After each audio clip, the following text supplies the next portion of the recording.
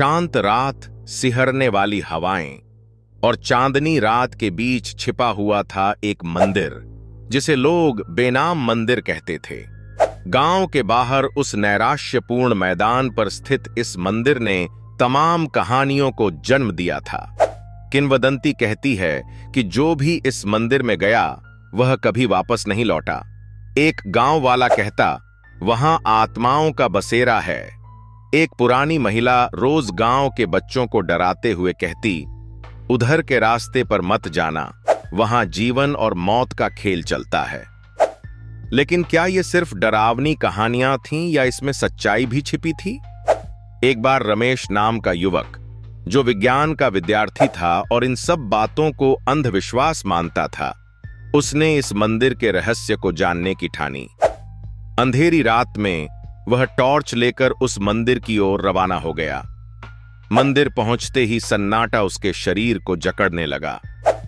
पत्थरों पर उभरे अजीब से आलेख जैसे किसी प्राचीन भाषा में लिखे गए हों, और मंदिर के द्वार से आती ठंडी हवा का झोंका उसे भीतर बुला रहा था।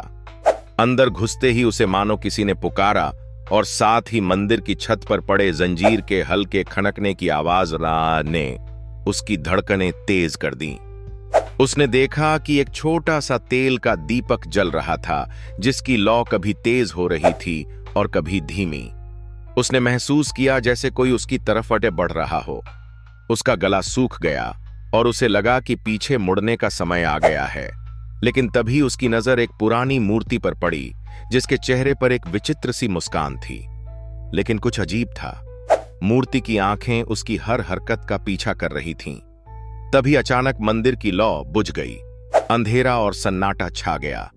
कुछ पल के बाद गांव वालों ने देखा कि रमेश मंदिर की ओर से दौड़ता हुआ वापस आ रहा था। उसकी आवाज कांप रही थी। उसने बस कहा, वहां सच में कुछ है।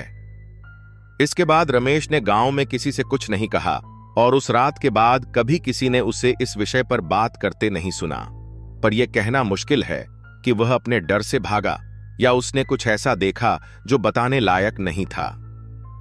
तो दोस्त, अगर कभी आपको इस तरह के अनजान या खतरनाक जगह पर जाने का अवसर मिले तो 2 बार सोचें। आखिर यह जानने की कोशिश करना कि वह क्या था, आपकी जिंदगी का सबसे बड़ा खतरा हो सकता है।